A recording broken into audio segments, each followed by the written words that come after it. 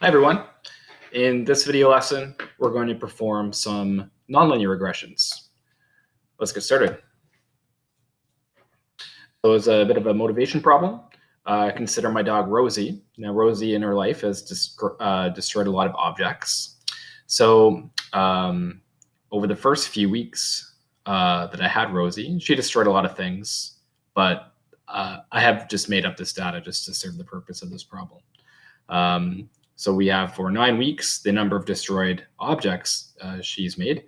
And so let's do a little exercise and let's perform a linear regression. We should be pretty proficient doing that in Google Sheets now. So I'll leave that to you. I have the data on a Google Sheet already for you. The link is on Brightspace.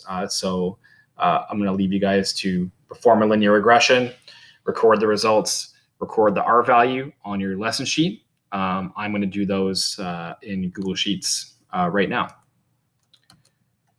Here we go. And we're on the Rosie problem.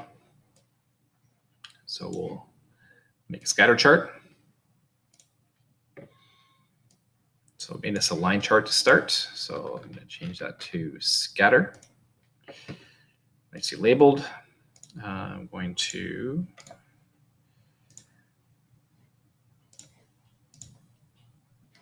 add a trend line. Linear is what we want.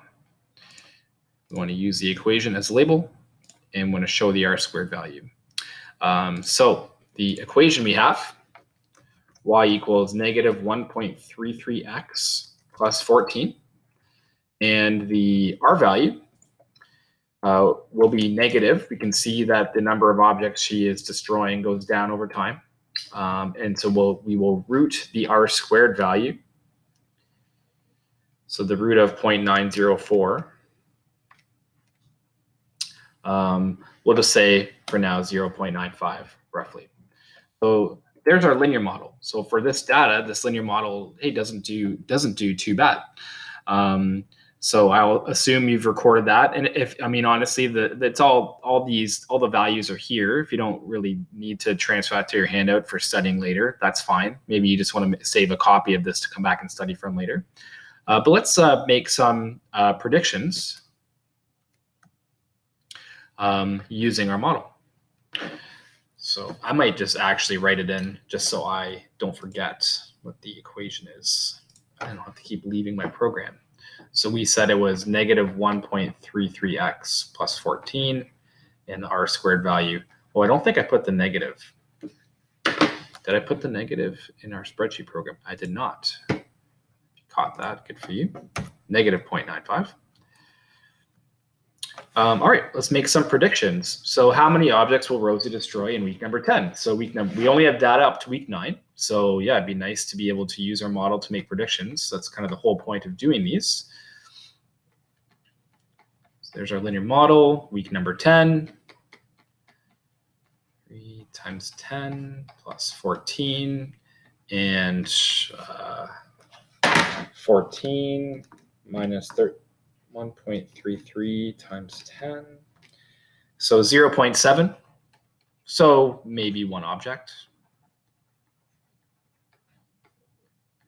Perhaps. So, the linear model works fine for week 10. Let's see how it does for week 12. So I'm just going to go right to, I have the equation written to the left, so I'm just going to plug this in. For week 12, same thing, plug in 12. 15 minus 1.33 times 12. So negative 1.96. Negative 2, which is roughly negative 2. So think about what this means. Negative 2 objects. It sounds kind of weird. So at this point, Rosie is now not destroying objects. She's like bringing back objects that she's destroyed into life again, like using power of creation. It's kind of weird. So the idea here is that although the linear model here does okay, with predicting within the data values and maybe even just outside, close to the data values, when you get far away from the data values, it's not making good predictions because maybe Rosie should destroy no objects after a while. but -2 doesn't really make sense. The linear model doesn't do very well. So we've looked at variables that had a linear relationship. We've performed linear regressions. We made predictions, and it was an equation of a line. However, as we can see with our example that we've done right here, and this isn't the scatter plot, this is just very loosely, the relationship we have here is not linear. Linear works okay for a bit of it, but this relation is more nonlinear, curved. We'd like it to maybe flatten out and give us values that approach 0 but never hit 0. So we're going to make use of some functions that you've learned in earlier courses. So different people have taken different courses to get here to data management. Some people took the 3U course. Some people took the 3M course, and a handful maybe have taken both. But everybody has at least taken one of those and has seen, at the very least, we've all seen quadratic functions. When we perform a quadratic function or a quadratic regression, it will often spit out the regression equation in standard form, like so. A, B, and C are just numbers, coefficients, and remember, the graph of a quadratic function is just a parabola. So we might like to do a quadratic regression if our data is parabolic. A quadratic regression might be pretty good. Those of you guys who have taken the 3U course will have seen cubic functions before. If you took the 3M course, you likely did not work with any cubic functions at all. That's okay, though. Cubic functions just have one extra power, 1 degree higher than quadratic functions. And I'm going to show you guys some graphs later of some data that might be useful to model with a cubic function. But cubic functions often have a couple of bends to them, like two parabolas kind of stuck together. One opens up, one opens down. Or even they don't even have to have as drastic a bend as that. A function like that might be a cubic function too. So if your data looks like that, has a couple of bends, cubic might be good. An exponential function. So there's two different forms that regression equations can often spit out. So one, and this is what primarily you guys learn in your grade 11 course, y equals a times b to the power of x, some initial value, and then b tells you how fast something grows or decays. So something like this, or something like that. However, maybe I should have left room. So, or, I know Google Sheets uses an alternate way, and if you've taken chemistry or maybe some later math courses, you've seen, you might see it function like this. You might have your function as, you'll still have some initial value, but the base will be this base e. And then you'll have some, in the exponent, you won't just have x, you'll have something being multiplied by x. This number here, e, is called Euler's number. And it's it's very common in a lot of branches of mathematics. Like, you've heard of pi, which is, not a rational number, kind of the decimal pattern repeats forever. Euler's number e is a lot like that too, or the natural number it's sometimes called. And you can just assume it has a value of about 2.718. So I know Google Sheets, when we ask for an exponential model, is going to spit something like this out. And when you see that E, you can just be thinking, okay, E is about 2.718. Finally, I'm going to squeeze this in here. You can model data that's periodic with sinusoidal models, something like this. If data is, constantly repeating, going up and going down, and stays above a certain axis, above and below, you can model things with a sinusoidal function. And the general form for that would be some number a times sine, and then big brackets here. You have some parameter that affects the period, how often the graph repeats. You'll have a parameter telling it how much the graph is shifted left or right, and then something on the end.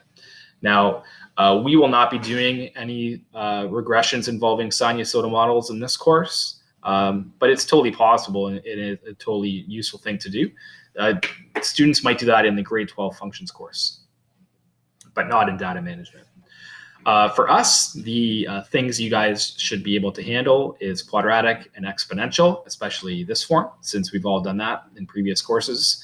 And I expect if I asked you guys to do a cubic regression, that you could just get the equation and plug numbers in. I wouldn't ask you to solve a cubic equation. That just wouldn't be reasonable.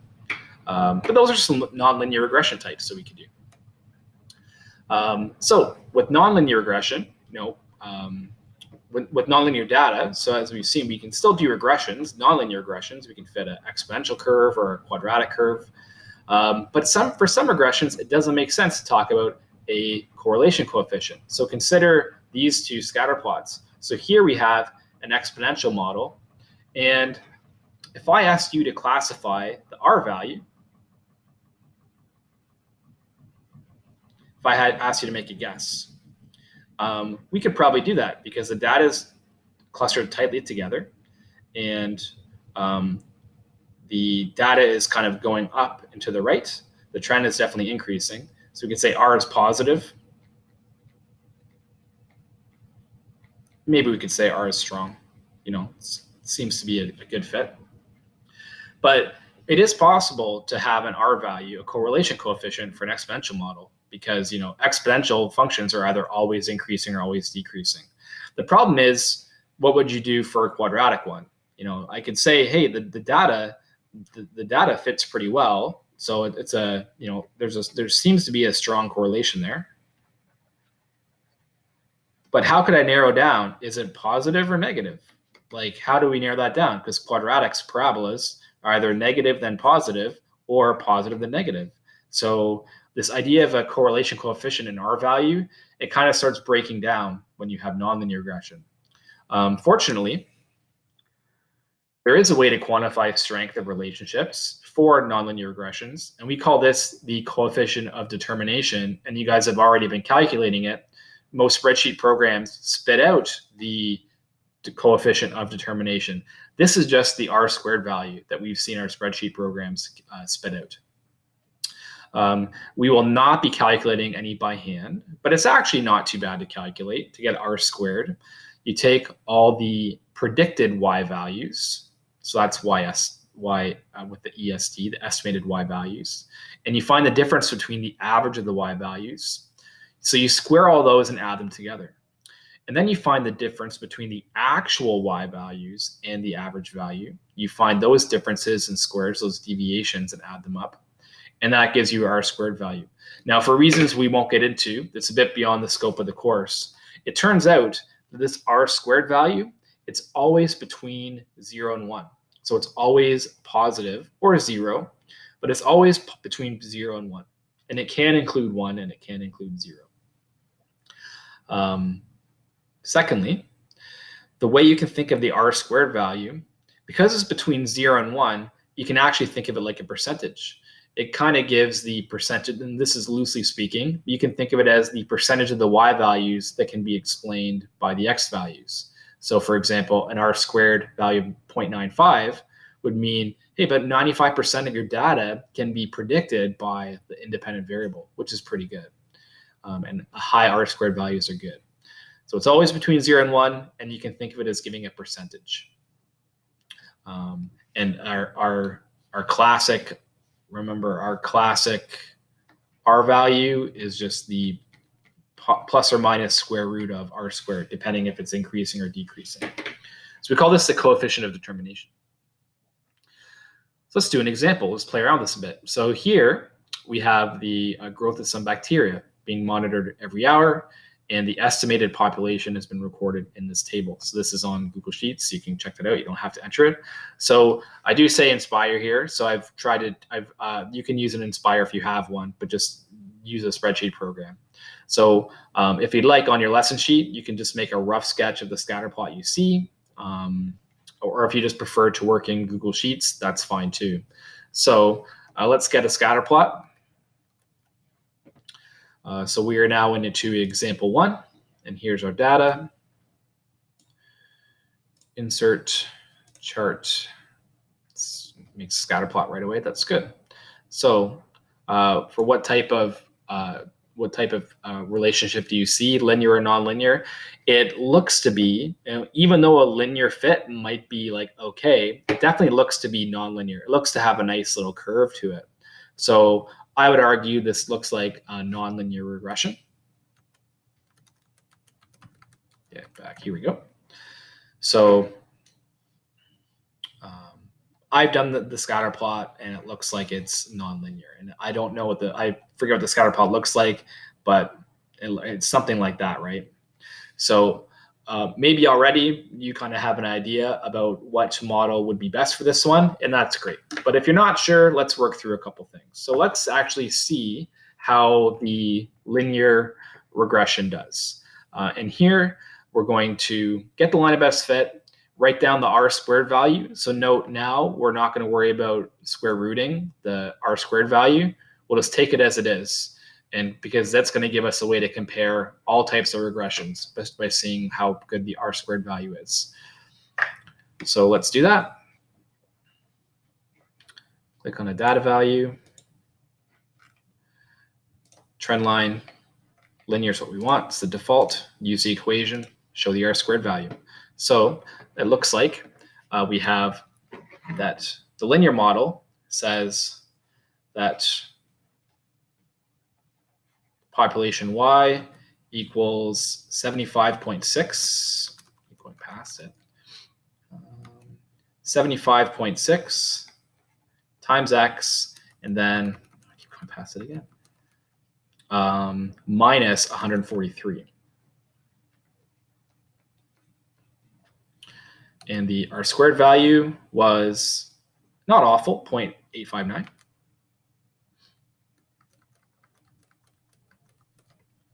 Oh, geez Louise. There we go, 0.859. And if you'd like, you can, resketch the curve in your line of best fit. How does it do for predicting so we saw with the Rosie problem, the linear model can do well predicting within or very close to the data. But here we're predicting the value for t equals 0 hours. So let's see how it does. And maybe you see where this is going. If you plug in 0, you get negative 143 bacteria, which doesn't really make a lot of sense. So here, the linear model doesn't really do a great job because as you can see, the y-intercept of this linear model, as you go down past close to 2, as you get to x equals 0, it's going to be in the negatives, which again doesn't make a lot of sense. So we need something better. So let's try a quadratic regression. So this is our first nonlinear regression we're going to do. So I'm showing you how to do it in Google Sheets. Doing this in Microsoft Excel would be fairly similar. It just depends on what you're using. If you're using Desmos, it might look a bit different. We're going to do it in Google Sheets. So let's do a quadratic regression. And I'll show you guys how to do that. So it's pretty easy. So we have everything we need already up here, but instead of doing a linear regression, we're now going to change the type. So keep everything there, trend line, everything, we're going to change the type. We're going to change it to polynomial. And the default is to make it quadratic. You can see the polynomial degree 2. That's what we want. That's like x squared degree 2. And we still have the equation and we still have the r squared. So now it just gives us an updated equation and graph. Hey, this is great. Look, this curve definitely seems to fit the data a lot better. R squared value is a lot better, 0.996. That's really good. And we have this new equation. Let's get it down and see what this prediction is for time 0. All right. So the curve of best fit here is y equals, and I might this might bleed into my r squared value. So notice that in the spreadsheet program, the x squared term is last. If you want to write out the x squared term last, that's fine. I'm going to write it first. That's just what I prefer, what I'm used to. So 17.4 x squared. And frankly, it's probably what most of you would be comfortable and used to as well. Minus 63.8x and plus 66.4. And we saw the r squared value, 0.996. And that does a lot better. How does this do for a prediction? Well, let's check it out. Let's predict for t equals 0. And maybe you can see where this is going to. So this is better. So we're going to get 66.4, which isn't negative, but there's a kind of an issue with this prediction as well. I'm going to go back a couple of slides. After 1 hour, there was only 10, right? And we're interested in predicting the population, initial population. And after 2 hours, it was 21. After 3 hours, it was 43. So how can the population at t equals 0 be more than the population after 1, 2, and 3 hours? So even though this quadratic model fits the data pretty well, it still is not fits within close to the data pretty well.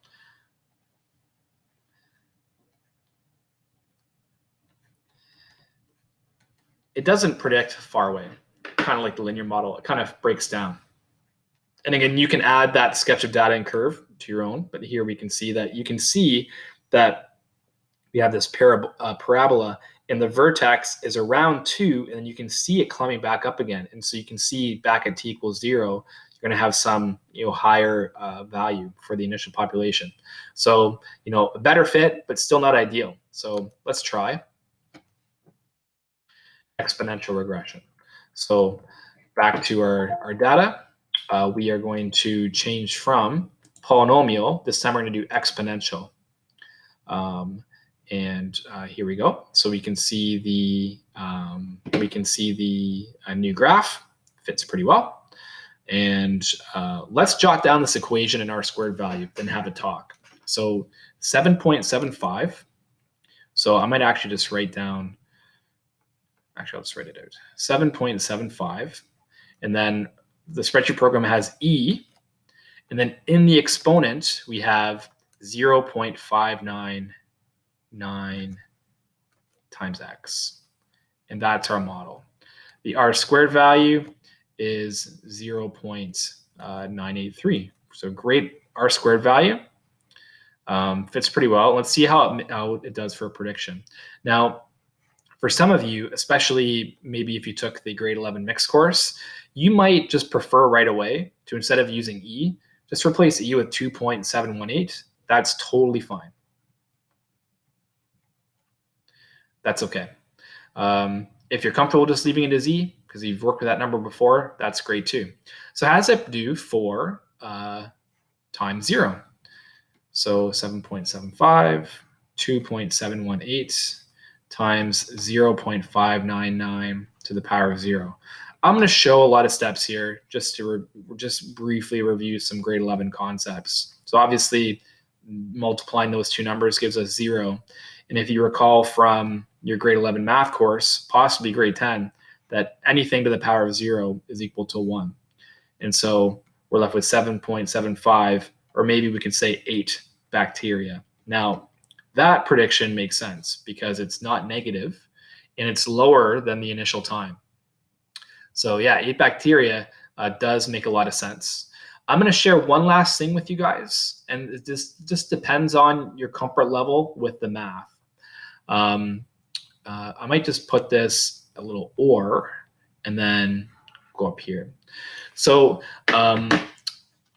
one other way to express, as if you needed another way to express this function, would be actually doing the power 2.718 to the power of 0.599.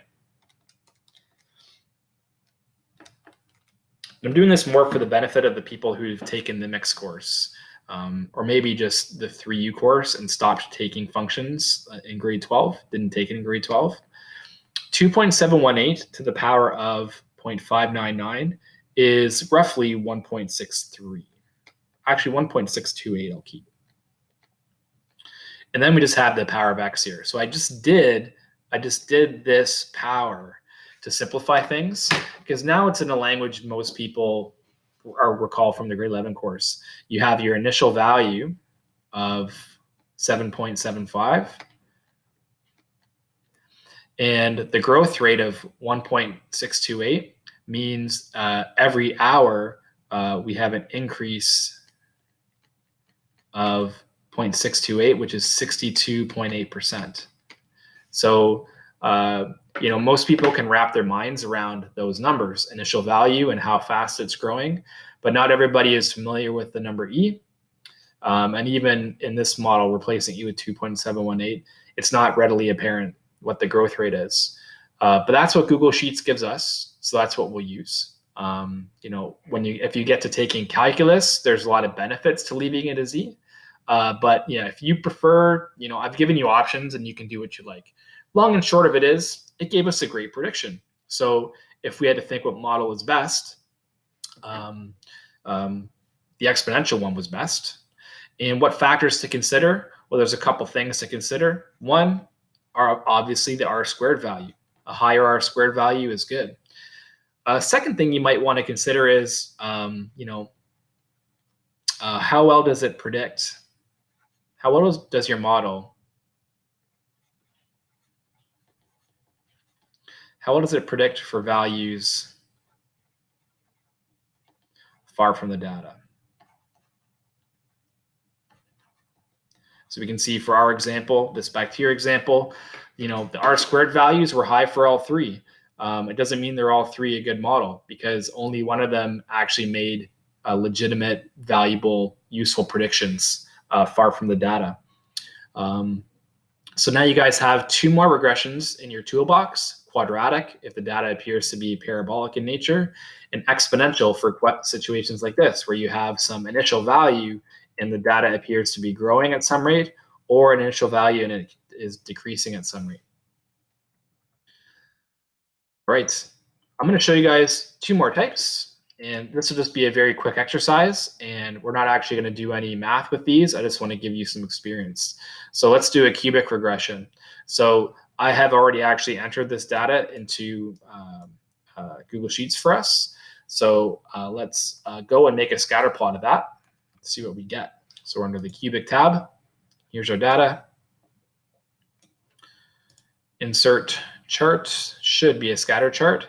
Yep, and honestly, don't really worry too much about the labels. We're just messing around here, getting some experience.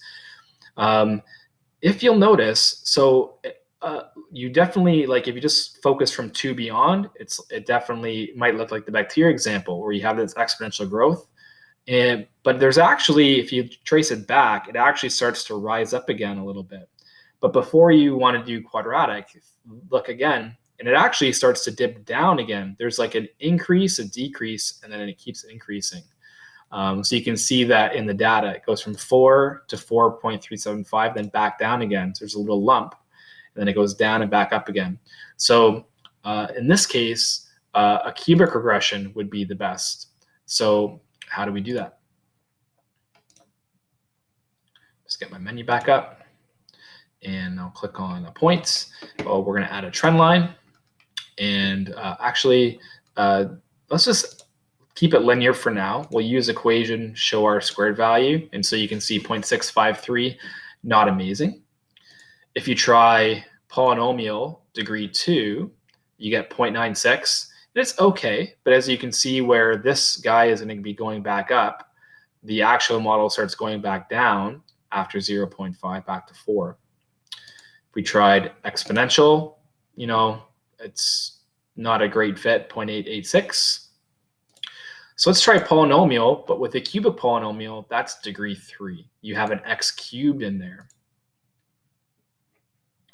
And you can see we actually get perfect correlation.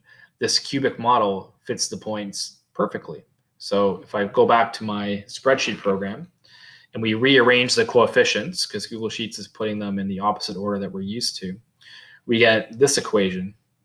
Y equals, the A value is 1, so x cubed, excuse me, minus 3x squared, plus 2x plus 4. And R squared equals 1, which means 100% of the data can be predicted by the X values. It's perfect correlation. And so, yeah, just, if you notice that your data has a couple of bends to it, like these graphs here, like the one we just graphed, a cubic model can be useful. Now, there is a danger to polynomials, and I'll just explain that briefly here. So say you have 5 data points like so, where maybe a linear model would do just fine. It's always possible to fit a perfect polynomial curve to any set of data as long as you have enough bends to it or degrees. So if I were to do if I were to make a graph like this, where I have a bend, another bend, another bend, another bend, like that, I can fit all the data points in just by choosing my degree. In this case, this is a degree 5 polynomial. So that is an issue. You just don't want to keep choosing higher degrees until you get a perfect fit. No, it has to make sense too. And if the trend was actually linear, then this model would make terrible predictions. It only does well predicting those exact values. So be mindful of that using polynomial functions, creating models. The last one is a power regression. So these guys can be useful if you expect 0, 0 to be a part of your model. The issue with, it's not a huge issue, but the issue with exponential models, a times b to the power of x, is that it's impossible to get 0. Right? There's nothing you can plug in here for x that gives you 0. You can get close to 0, but you can never get 0. So if you'd like your graph to have some initial value at 0, 0, you can't use exponential. Instead, we use a power model. So you kind of still have an a value, but here the x is in the base, and the regression will choose a power of x that's appropriate. So it might choose, for this one, it might choose a b value of something like 2, like quadratic, to give you this. But in the case of this curve that starts at 0, 0 and kind of flattens out like that, then this is like the kind of like the root function. And so this might, to get a square root, that's like equivalent to a fraction of, or an exponent of 1/2. Power functions can be helpful if you expect to start at 0, 0, or even if your graph levels off, kind of like so. It's still curved, but it like curves and kind of levels off. So let me show you guys what that is in Google Sheets, and then we'll call it a day. Excuse me. So we're doing our power example. Insert a chart. Here we go. And yeah, I'm just going to show you guys how to do a power function. You can try the other guys if you want to. Not necessary. Just going to show you guys in Google Sheets where it is. Add a trend line. And in this case, we want to select a power series. And so you can see the fit's pretty good. We use the equation, show the r² value. So here you can see the this equation. It fits things perfectly, actually, again.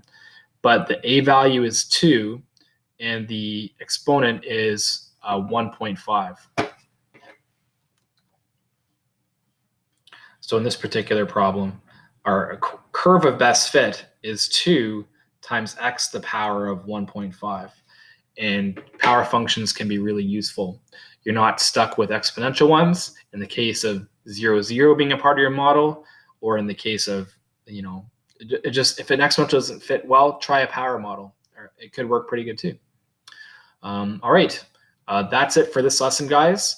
Practice today is just a handout for everybody where you just play around with some nonlinear regressions and find one that works. I would encourage you, some of these don't require a lot of calculations. It's just finding an equation of best fit. Just do it dynamically. Have the spreadsheet program make a scatter plot, and then just with a few clicks of the button, try different models and see which one works. Just want to get you guys practice coming up dynamically with different models. That said, there is a little bit of calculations too, but it's not too onerous. So give those a try. I hope you guys are staying well. Have a good day, and we'll see you soon.